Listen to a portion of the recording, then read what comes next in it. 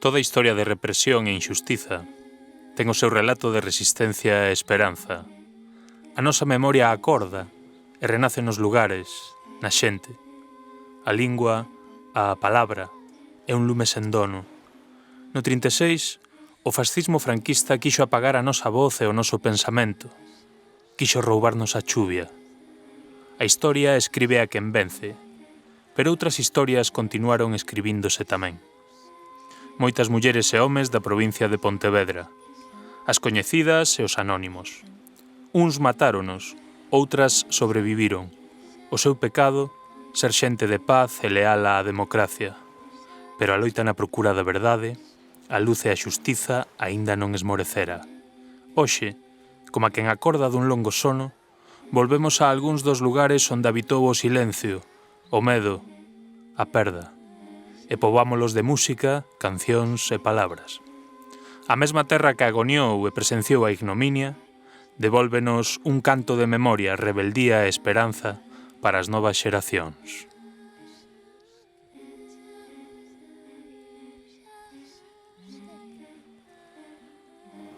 Os 3 días anteriores ao golpe fascista de Franco do 20 de xullo de 1936 foron intermináveis na provincia. Pontevedra, Marín e Vigo foron os 3 puntos dende onde se artellou o golpe.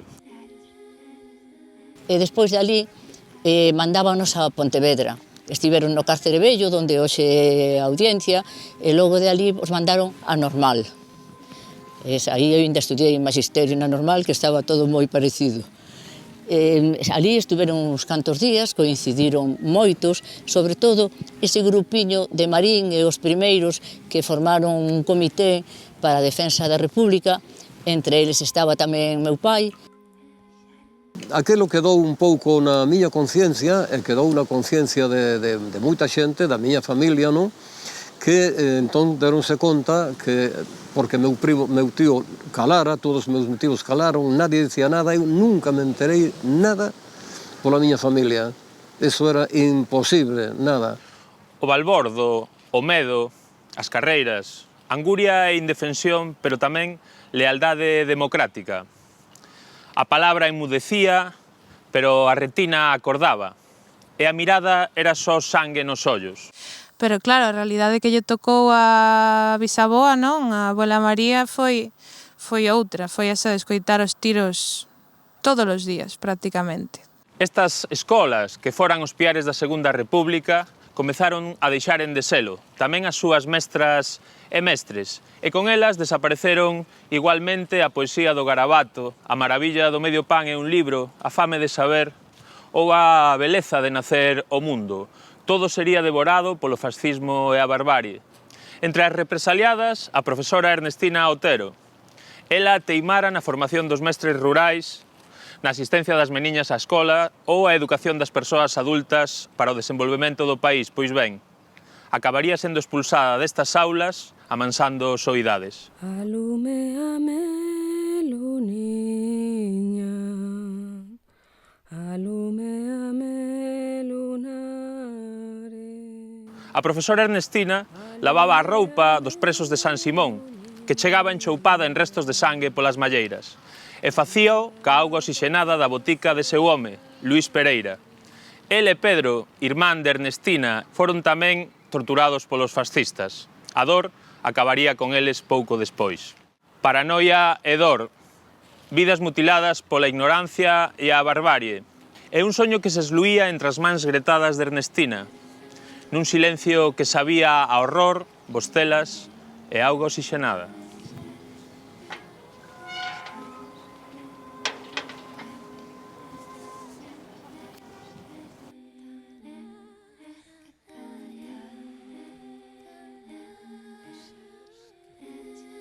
O verán rematara, pero era como se faltase a chuvia. Alguén lle roubara a chuvia ao ceo. E esta terra fermosa, tisnada de outono e silencio, albergou o xogo macabro dos represores, convertidos xa en auténticos autómatas sen compaixón. Nos meses seguintes ao golpe de xullo do 36, os fascistas perpetraron centos de asasinatos nocturnos en toda a provincia. Aquí, A estrada estaba sumida na dor e a impotencia da xente leal á República. O 9 de outubro, ás portas da vila, aquela noite 6 homes foron asasinados. Outros correrían a mesma sorte despois. Os seus corpos apareceron amoreados, outros ciscados polo camiño. Coa desaparición dos cadáveres e o abandono nos carreiros e as cunetas, os fascistas buscaban a parálise na conciencia cidadá. Valíanse para iso da mal chamada lei de fugas, que realmente camuflaba os paseos e os traslados. Así que, nun ambiente de anarquía controlada, a actividade era febril entre os falanxistas. Algún xa tiña a postura de tanto erguer o brazo dereito. Pero uns ollos viran. Que facían ali aquelas crianzas? Porque a retina dos nenos é como unha caixa negra. Rexistra o todo e nunca esquece. A escribir la luna está llena, no es luna, es mío. Os nenos estaban xogando nos arredores deste cemiterio de Figueroa, e entón ocultos atrás dun muro viron aqueles homes botando os corpos nunha gavia sen campa. Aquel enterro sufragaro un crego, Nicolás Mato, amigo dos republicanos locais. Pero fora tamén moito cousa do xuíz Bouzabrei e das mulleres. Elas xuntáranse a dúcias cando o crego, unha mañá ao saíren do mercado, diante do cárcere e dos cuartéis da Garda Civil e os falanxistas. Pedían enterralos cunha mínima dignidade. Pero como van a enterralos no monte? Como crego, teño a briga de facerlles un enterro cristián. Porque o ben vese de día e de noite, é como a verdade. E o mal tamén, non hai quen o agoche. Finalmente, metéronos en caixas de pinos en campa. A conciencia acorda, é como unha gota de licor nun océano de lixo. María Pereira, a secretaria do Partido Galeguista, foi a primeira que deu o paso de levarlles flores aos asasinados. Moita outra xente seguiría o seu exemplo despois. Porque a eles e as súas familias roubáranlles a chuvia, malia que non deixaba de chover. Cales eran os nomes das vítimas? Cales eran os seus soños? Quen lles fixera esas feridas? A quen botarían de menos nos intres finais ou que crianzas os chorarían na casa? Mallaran neles antes e, preto daqui, na Ponte do Regueiro, rematáronos. Severino, José Domingo, Juan, Ramón, Manuel e Jesús. Van as bágoas polo río. Chora a sombra dun suspiro.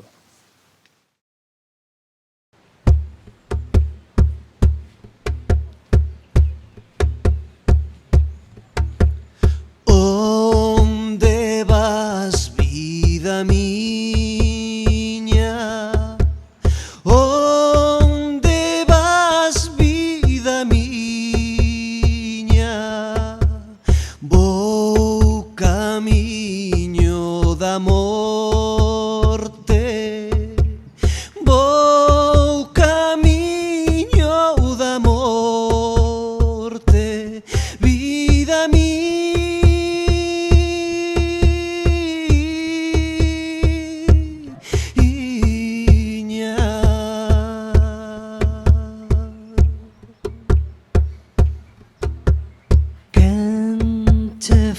Esa ferida, quen che fixo esa ferida? Un amor como unha espiña, un amor como unha espiña, vida mía.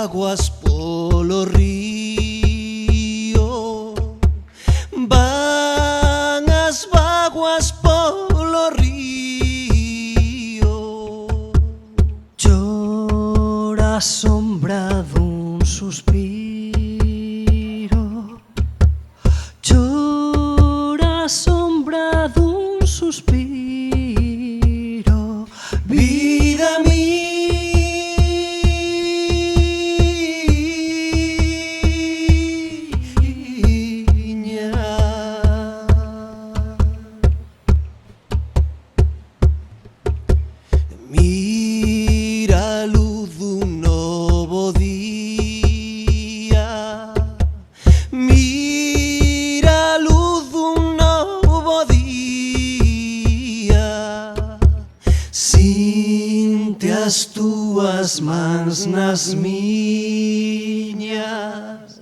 sinte as túas mans nas miñas, vida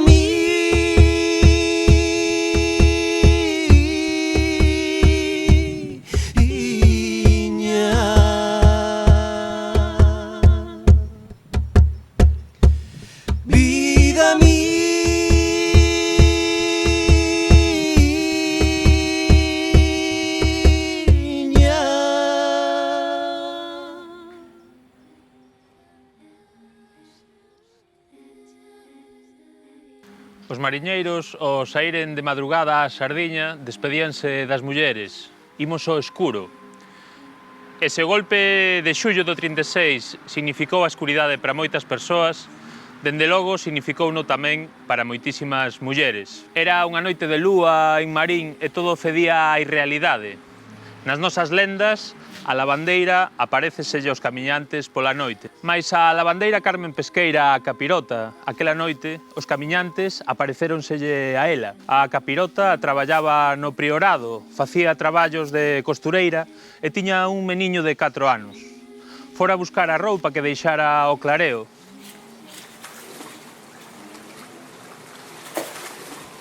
Que faceis? Non vos dá vergonza? Criminais! Os fascistas meterona nun coche camiño de Cangas. Tiñanlle medo, por iso a amazaron e a humillaron.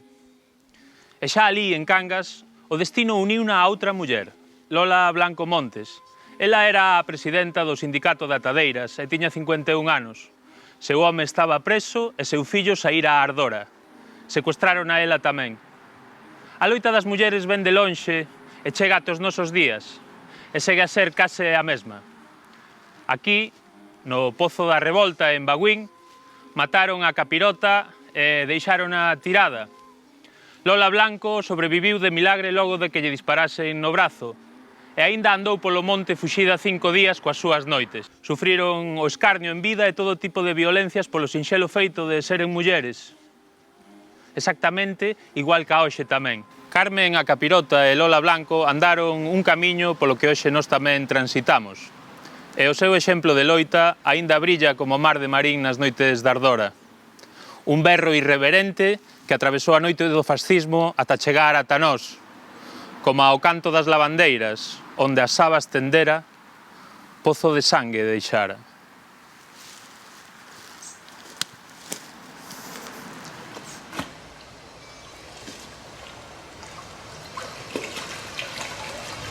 As víctimas están obrigadas a confundir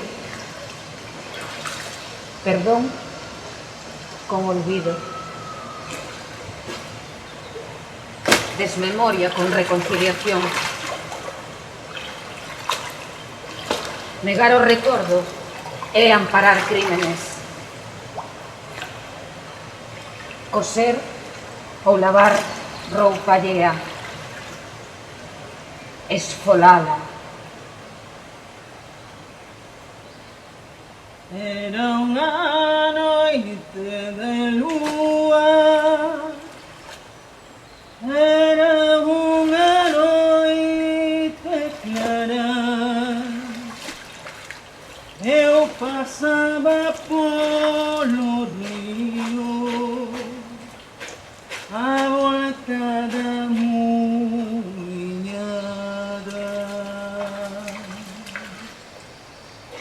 topei unha lavandeira que lavaba o para augar e ela lavaba no río e unha cantiga cantaba.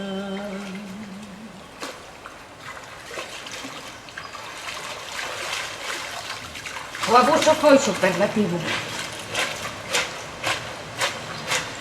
A saúde social está cocendo. O perverso e non visible veneno de aldea. O gallá poidera escribir esperanza final despois da barbarie. Moza que ves do muiño, moza que ves pola estrada, axúdame a retorcer miña saga lavada. Santa María te axude,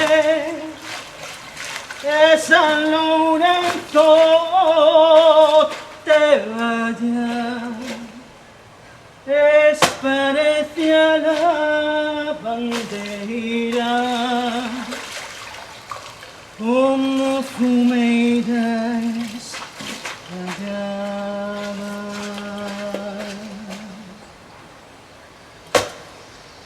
Onde a sama na tendera poza de sangue e xabón, era unha noite luar, era unha noite clara.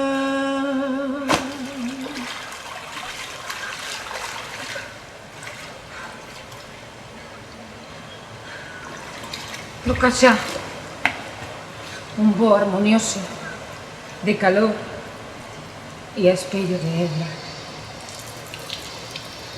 No albor da nova vida que a pel suxide.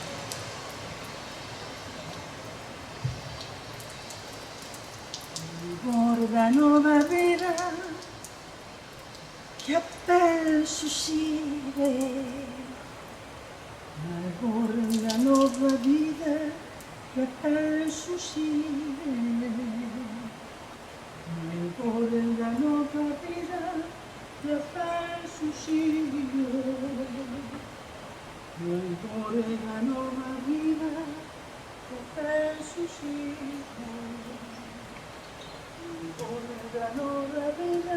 a pel suxide.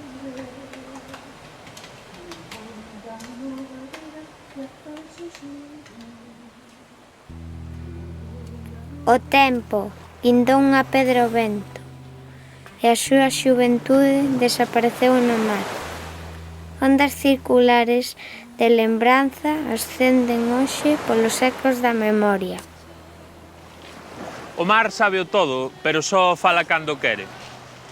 E aló onde había mar, os corpos desaparecían. Bueno, miña bisaboa era unha muller moi valente. E ela tivo a desgracia de que levaron presos os dous irmáns e estiveron en San Simón. Meu tío Delio, chamámoslle a abuela María, non, aínda que é bisaboa, e seu irmán Delio, que eu coñecín. E ela era unha das madriñas de aí de Redondela e todos os días ia levar a comida nunha barca, ia levarlles o que precisaban, non? Cando lles deixaban. E ela todos os días ia a Redondela, foi a Vigo, foi a todos os lados para tratar de que os liberaran, non? E gracias a ela poideron fuxir para Uruguai e moita familia que temos ali agora.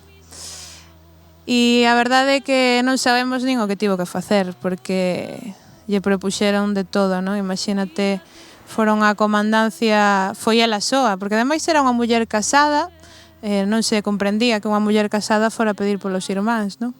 Así que era máis indecente aínda, non? Rosario, a calesa, tiña 20 anos. O 20 de xullo do 36 foron a buscar a Vigo, á Casa do Pobo. Pero ela fuxiu por unha fiestra. A República caera así, pola corda frouxa do horizonte.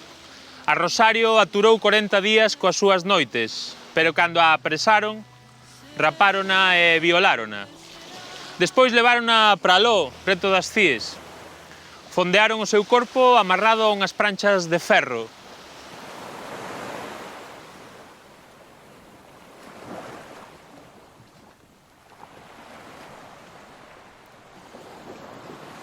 miña abuela María,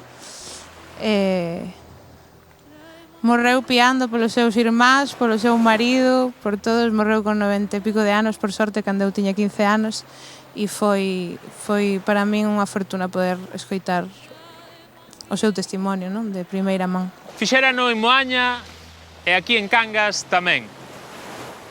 A noite e a madrugada do 27 e o 28 de agosto foron por eles, polos 11 de Anguieiro.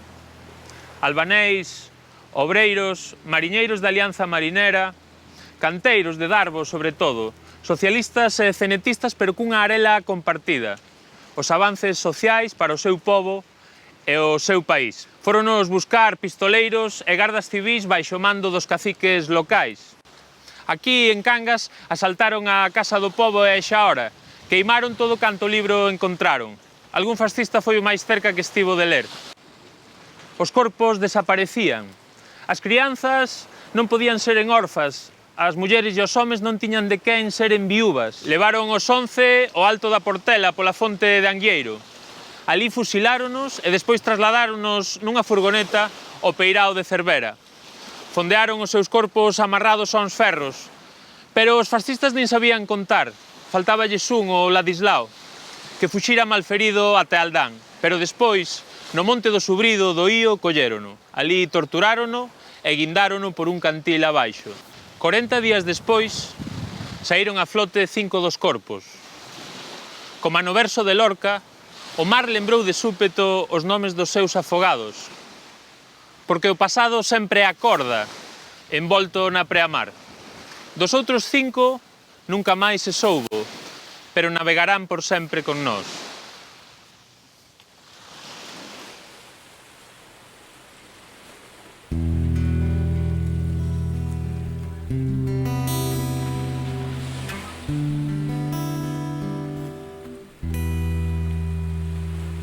Manolo mío,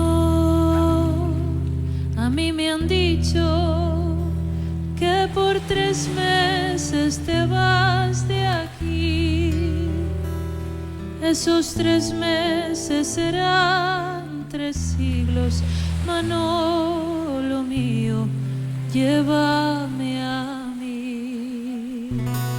Manolo mío, tú bien lo sabes, que desde niña siempre te amé. Tú me besabas, yo te abrazaba por la ventana del corredor. Tú me besabas, yo te abrazaba por la ventana del corredor. La primer carta cayó en mis manos y la segunda en el corazón, y la tercera cayó en la arena donde Manolo se enamoró. Y en aquel alto hay un cadáver, y aquel cadáver ¿de quién será? Seguramente será Manolo, que se habrá muerto en la soledad. Seguramente será Manolo, que se habrá muerto en la soledad. Páxaro amigo, Manolo mío, que levas o fío no pico, trae mangueiro para coser o meu corazón ferido. Trae mangueiro para coser o meu corazón ferido.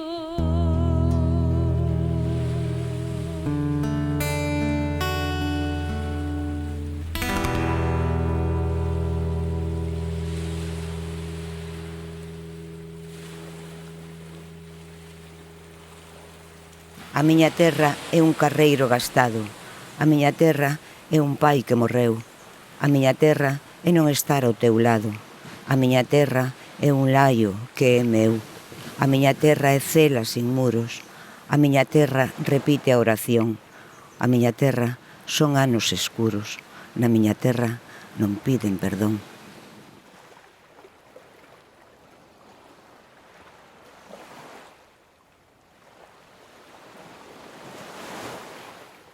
Meu pai era o secretario da Sociedade de Agricultores e Gandeiros da parroquia de Alcabre, que tiña un gran dinamismo.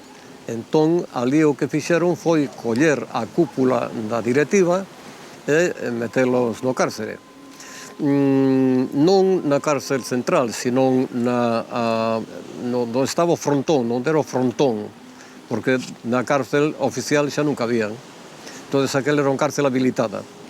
Meu pai, o irmán del, meu tío Antonino, o presidente da sociedade, que era Emilio Comesaña tamén, pero non eran irmáns, Comesaña Sobreira era este, e outro veciño que era vocal, Fernando Costas. Estes foron os que a noite, a madrugada do 6 de outubro, sacaron para levaronos hasta Vincios, xuntamente con outros dous homes máis que estaban ali, un de Nigrán e outro que vivía en Vigo e traballaba en Vigo, pero era de Silleda. Mataran a 3 irmáns. Manuel Villar Cima de Vila. O de Nigrán, pois era Emilio Giralde Rodríguez. Vigo era un referente fundamental do republicanismo e o movemento obreiro. O día do golpe resistiron como puideron, entre outros lugares, nas barricadas de Choróns, o Calvario e Seixo, todas en lavadores, a Rusia pequecha, como lle chamaban pola alta sindicación da súa xente. Leváronos facendo unha procesión do terror con 6 cadáveres. Hai que ver o que pode significar por o medio de Gondomar, donde toda a xente ten que quedar completamente estarrecida, cando un carro de bois coa lentitud que ten, con 2 guardias civiles detrás, custodiando, 6 cadáveres. E leváronos a Mañufe. Ali, no cementerio de Mañufe, esperaban 2 pobres homes dos que estes que lle obligaban a facer unha fosa común. Ali estaba o mestre de Mañufe, pero este home convenceunos, a cambio dos zapatos que levaba cada un, como podían ser os pobres dos homes, facerlle un buraco para cada un dentro do cementerio. A muller de José e nai de Telmo, Eusebia Pampillón, foi unha de tantas mulleres que quedaron viúvas logo do golpe fascista. Tiña 25 anos. Tivo que sacar adiante 2 crianzas e tentar cumprir o soño de seu home, que puidesen medrar os seus fillos nun país libre e laico e puidesen estudar. Menos mal, digo, que hubo 2 empresas que foron exemplares. Unha foi Fadrique, na artística, e outra foi Alfageme, a conserveira, que emplearon a todas esas mulleres que iban quedando tiradas, non? Cecilia, irmá de José e cuñada de Eusebia, quedou soa tamén. Os fascistas acosábana para que confesase o agocho de seu home. Unha noite, estando ela xa embarazada, levarona a un camiño e rapáronlle a cabeza.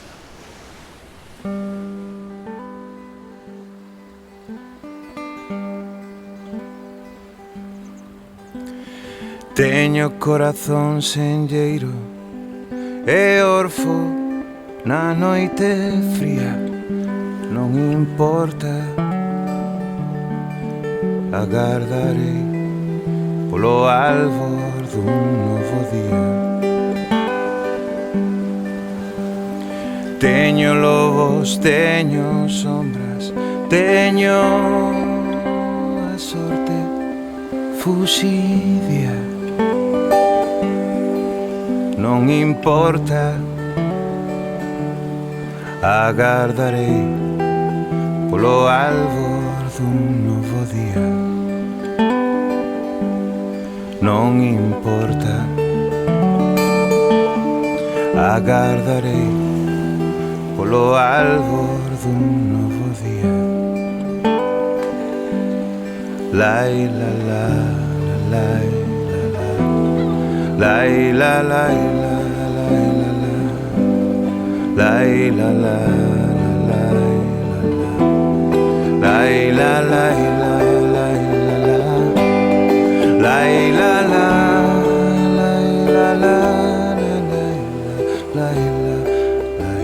la lai la la.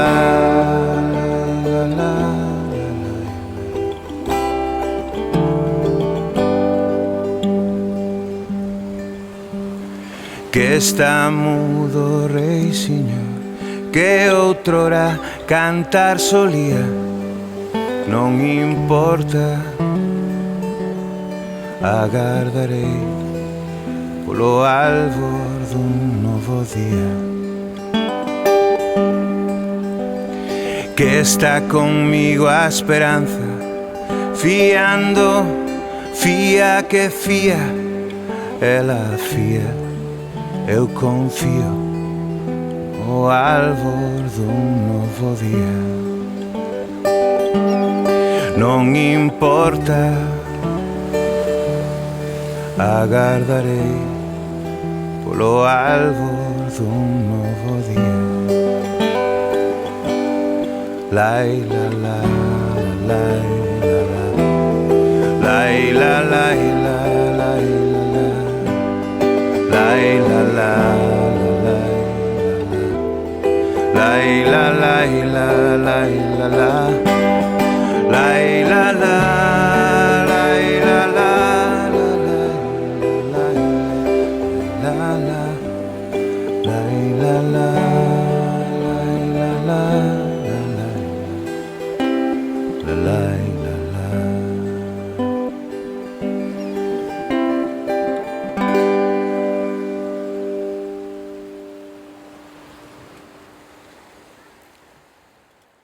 Castelao deixou no dito nunha estampa chea de amargura e esperanza a partes iguais. Non enterran cadáveres, enterran semente.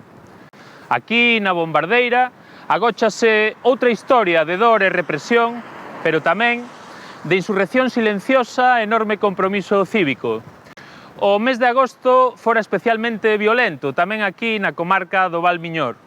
O 24 de xullo, os militares rebeldes chegaron cun obxectivo moi claro, desfacérense dos dirixentes leais á República. Así, deronlle morte aos irmáns ineses, Luís e Pepe, referentes para a comunidade polas súas ideas progresistas. Acabaron tamén coa vida doutra muller, Dolores Samuelle, déralles agocho na casa dun home cego a quen ela coidaba. A noite do 15 de outubro de 1936, o cabo da Guardia Civil Manuel González e a súa banda de matós falanxistas meteron nunha furgoneta 9 anarquistas, a meirande parte deles pertencentes á CNT. 7 mariñeiros, un ferreiro e un labrego. Eran de esquerdas. Fóronos buscar ao frontón de Vigo, torturáronos en Baiona e despois fusiláronos cos ollos vendados aquí na Bombardeira, dende aquela e para sempre, a volta dos 9. Deixaron mulleres viúvas, fillos orfos, e o tempo perdeu o seu rastro. Ninguén deu nunca cos seus corpos. Guindáronos nunha foxa común. Mais a verdade é obstinada e acorda. O sentido da xustiza que habita en nós non é doado de borrar. E a veciñanza comezou a cicelar sobre a terra 9 cruces en recordo dos asasinados. Tanto tiña ás veces que os fascistas borrasen as cruces, pois unha fonte inesgotable de verdade agromaba do chan de novo. As cruces aparecían unha e outra vez gravadas no mesmo chan.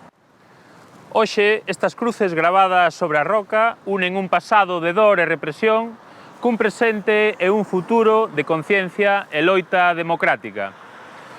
Ninguén pediu perdón nunca. En pleno século XXI, só o descoñecemento dos feitos, a desmemoria e a ignorancia poden explicar algunhas das cousas que estamos a ver hoxe, perigosamente parecidas a aquel entón.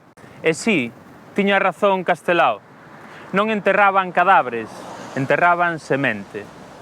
Este canto narra a historia dunha triste ditadura que vivimos no pasado, nunha época escura, Ai, la, la.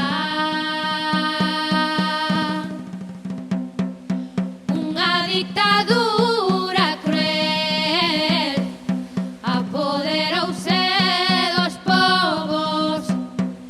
A xente pasaba fame, víase terror nos ollos. Ai, la, la.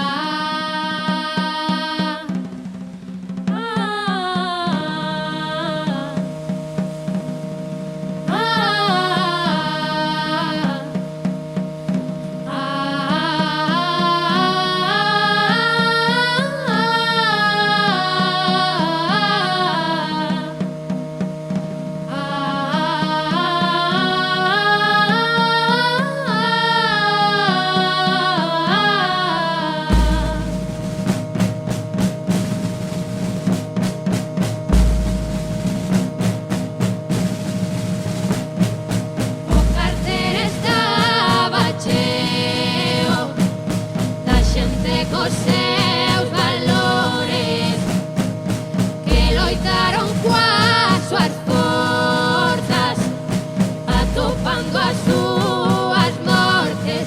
Ai, la, la. Aunque estou preso na cárcel, teño pena por eso, nin deixo de ser quen son, nin son o primeiro preso. Ai, la, la. Alumbeame, luniña, alumbeame, lunares, alumbeame, luniña, que me van a pasear. Ai, la, la. Ai, la, la, la, la, la. Ai, la, la, la, la, la, la, la, la. Ai, la, la, la, la, la. Ai, la, la, la, la, la.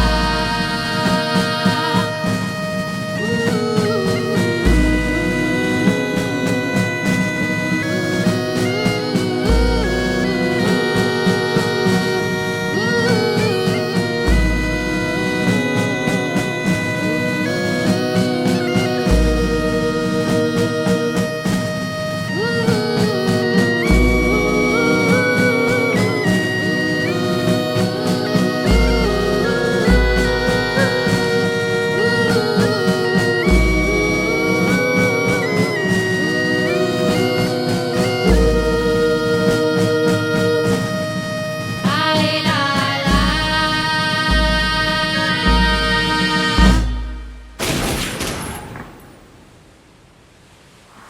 Ao meu avó, despois dun xuízo farsa sumarísimo no que o declararon culpable de traición á la patria, rebelión militar e declaración de huelga, condenaron a morte e foi fusilado o día 27 de agosto do 36 por baixo da Alameda de Tui. A boa Helena era unha muller que, aínda que quería sorrir, os seus ollos estaban carregados de tristura e sempre estaba asustada, pendiente de que nos pasara algo. Era unha muller moi forte e valente. Tamén atreveuse foi a Tui e recuperou os restos mortais do meu avó. Logo do alzamento fascista do 20 de xullo, preto daqui en Tui, as milicias republicanas foron quen de artellar un comité de defensa da República. Levantaron trincheiras na propia vila e a 3 kilómetros aquí, na volta da Moura, na estrada que ven ao Porriño. Andamos a monte para conservar a nosa conciencia. Saturnino Páramo tiña 8 anos. Acorda que andaba a pastorear coas ovellas aquel día. Todo aconteceu moi rápido. Viu moita xente xunta, despois houbo un tiroteo. Pero el non sabía que aquilo ia durar horas. O que presenciou non esquecería na vida. Berros, feridos, corpos en vida amoreados uns riba dos outros, e a cor dun regato o tinto, tinxido, coa cor da sangue. Sempre había como corrillos de maiores que falaban uns con outros. Miña abuela, por exemplo, iba ao forno da Asunción, que era a súa amiga, que tamén está aquí, o marido tamén o fusilaran aquí, que era José Juan Teijeira, e falaban entre elas, e sempre había uns corrillos que os nenos non percibíamos, pero que sí nos íbamos dando conta de que algo pasaba. Por exemplo, tamén a mí me pasou cando estaba na escola, en segundo de GB, preguntáronme quen era o generalísimo. E eu non tiña ni idea, non sabía. Entón copiei por ao lado. E ao chegar a casa, comenteino e hubo un certo sorriso. O sea, en realidad me debían decir que non debía copiar, pero non. Sonreíron e non dixeron nada. Non nos falaron disto para que nós non puderamos dicir na casa algo que nos comprometera a nós mesmos. Porque todo o que se falaba, non falaban comigo, pero os rapaces somos moi listos e sabemos que hai algo.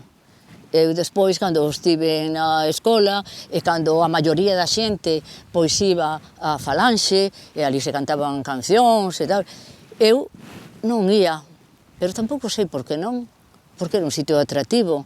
Fun unha vez e había que subir, levantar a man, non se me levantaba a man, era unha rapaza no maior de 9 anos, pero sabía que cando chegaba a casa, fui a tal sitio, había unhas miradas, non me dicían, non quero que vayas, tampouco dicían abertamente, por si acaso dicía eu, mira, non me dejan ir, ou non sei.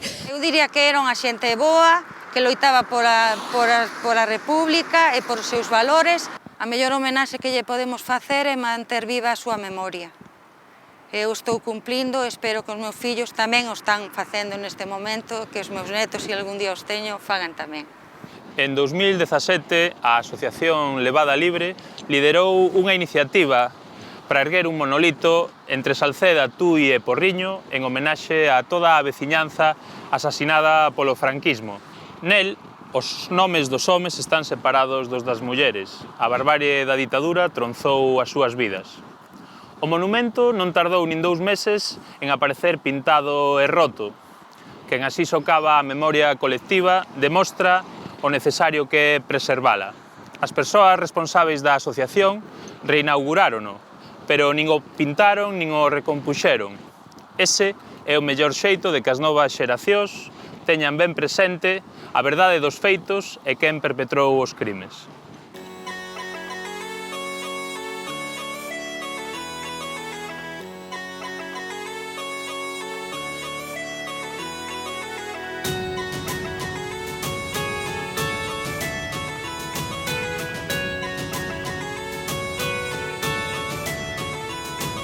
Voltamos da viaxe ao país dos ananos, entre verbas paleiras, entre tanto mercenario. Executo brincadeira neste día dos enganos. Poña a vista no futuro, pero lembro meu pasado que eres caldo.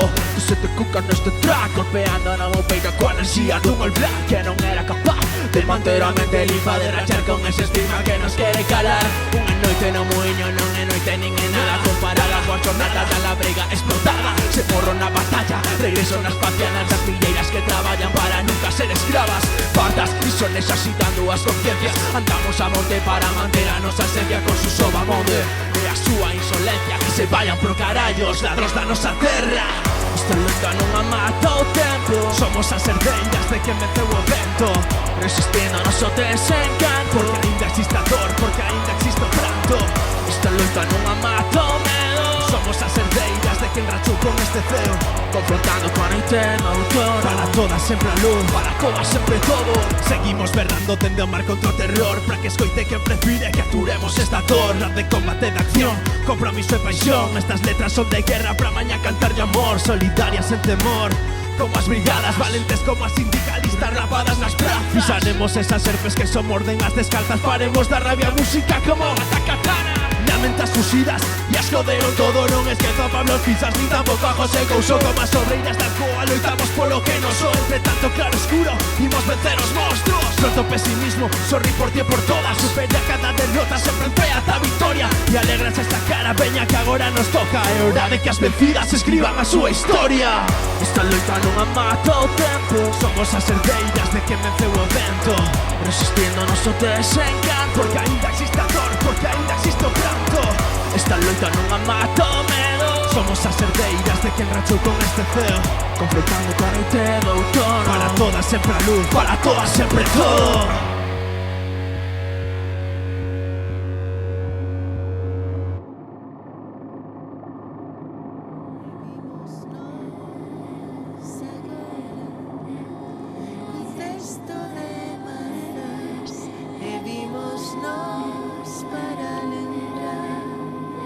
Todas as rabias, toda dor, da volta de amor a San Simón.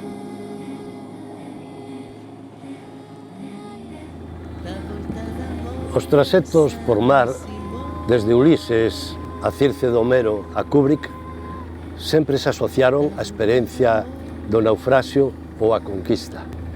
En todos eles, a illa aparece como unha posibilidade, é un terreo de excepción.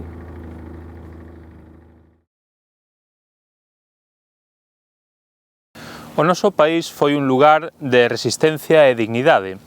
E esta sería unha lección do agrado de todas as persoas que, como as madriñas de San Simón, as vítimas, os represaliados e a propia profesora Ernestina Otero, loitaron por unha sociedade máis xusta, democrática e libre. Os muros do medo súbense polos chanzos dos nosos soños. Xustiza, paz e dignidade. Pasado, presente e futuro. Voces da memoria.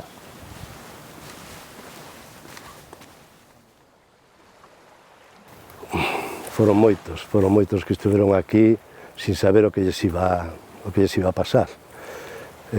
Entre eles estaba o meu avó, por exemplo. O meu avó, que o trouxeron de Madrid aquí, represaliado, preso, por ser simplemente un intelectual republicano. Escribira no ABC, no diario Hora, na Vanguardia, fixo artigos tamén. Bueno, meu avó, unha vez que o trouxeron aquí, a miña avoa veu dende Madrid a Redondela para estar con el, para cuidalo. Falábasme de que as mulleres de Redondela eran quen lles traían alimento e roupa, non? Sí, bueno, as mulleres de Redondela, de toda a contorna, ademais, de Cedeira, de Reboreda, de San Martiño, viñan aquí a traerlles a comida, en algúns casos, roupa, que lle lavaban, incluso a falar con eles. Viñan a falar para entretelos e para estar con eles. Eso me contaban a mí na miña familia. Porque dicíasme que incluso o Reixiño casara cunha delas, non é? Sí, home, Reixiño foi un gran republicano, un home moi cordial, moi amable, e moi querido por todos, porque era un moi bo dibuixante. Fixo unhas caricaturas estupendas aquí, na illa, que aínda a súa familia as conserva, non? Miña abuela era mestra e daba clases en Redondela. E meu pai tamén, que era republicano, estuvo nos campos de refugiados de Argelès, en Francia. Ao rematar de estar ali, ainda regresou a España para facer obrigatoriamente a mili de Franco e despois regresou para estar coa miña avoa en Redondela, e aquí nacemos toda a familia, sabes? Outro preso, por exemplo, moi coñecido, moi querido en Redondela tamén foi Manolo Barros, comunista, que estuvo aquí tamén moito tempo preso. Cando saiu, seguiu militando, un home moi pacífico, moi cariñoso, e que saiu elexido concelleiro nas primeiras eleccións que se fixeron na democracia. Por este paseo de buxos que temos aquí, tan fermoso, que ten moita historia, moitísima historia, a verdade, porque por aquí pasearían probablemente despois da guerra, cando foron represaliados, todos os presos republicanos que estiveron aquí padecendo e coa ansia de non saber a onde podían ir, nin o que lles iba a pasar, claro. No podéis imaginaros, hijos queridos, por los sufrimientos horribles por los que tuve que pasar durante todo el tiempo que estuve preso. Cuando seáis mayores y hagáis una visita a esta isla, no como yo la he hecho, a la fuerza y con las manos atadas, sino en plena libertad, recordad que allí ha estado vuestro padre, que cada rincón de la isla es un recuerdo mío, que aquellos mirtos que forman un paseo era lugar predilecto mío y en el que me entregaba a mis meditaciones, que en él pasaba la mayor parte de las horas del día acariciando la esperanza de algún día ser libre.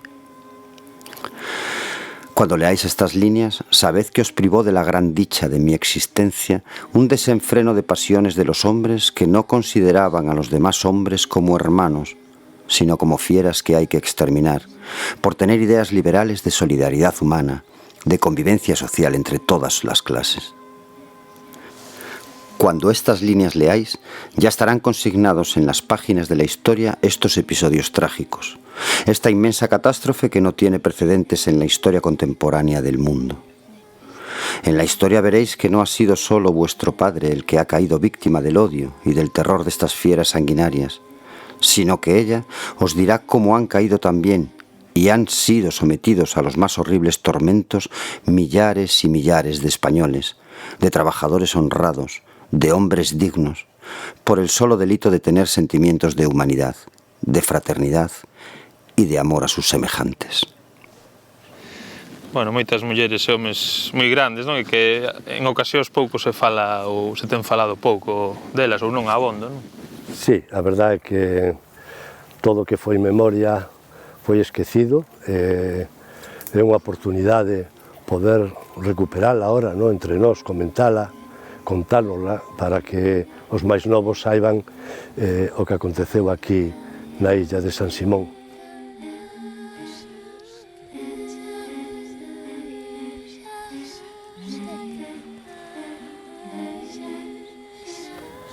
San Simón acorda. Debe ser a illa da memoria, porque xusto aquí onde un día reinou o terror é onde debe agromar a esperanza, a memoria que garanta o noso futuro. Unha sociedade democrática ten que educar as novas xeracións no coñecemento do noso pasado, na verdade dos feitos.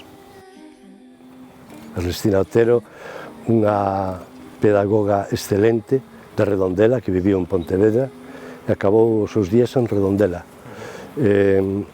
Tamén unha persoa moi simbólica, ¿no? Porque as mulleres, xa me dirás ti, ¿no? Naquela época as mulleres o que debían de padecer, non? E ela era unha muller impetuosa, grande, e que, en fin, que tamén axudou a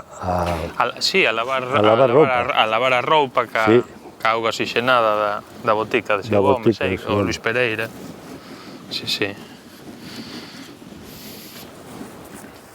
A illa de San Simón.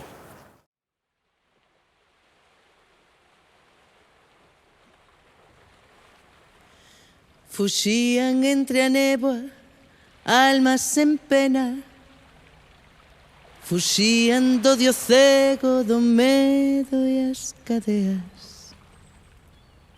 Marcharon a noite a alegría e o sol, a luz prendida apagouse nun bronco son.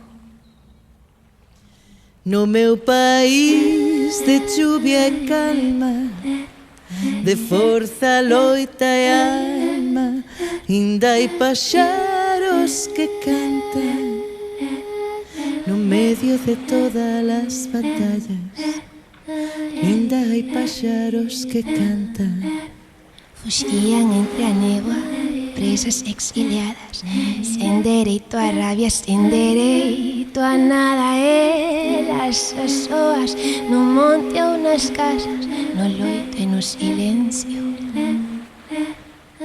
no máis duro esquecemento. E vimos nós agora cun cesto de mazas, e vimos nós para lembrar todas as rabias, toda dor,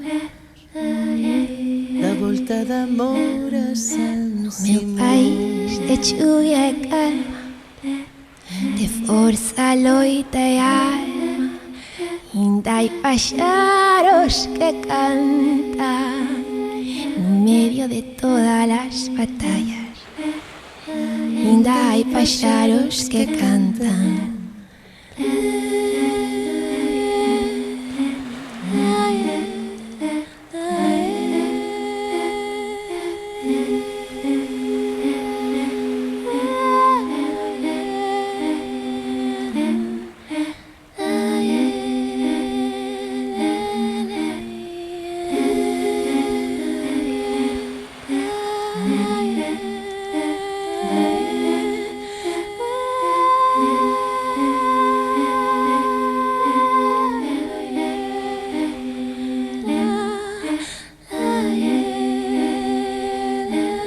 E vimos nos agora cun cesto de mazas, e vimos nos para lembrar todas as rabias, toda dor,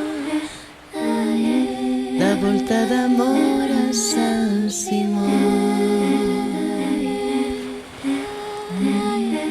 da volta de amor a San Simón, da volta de amor a ida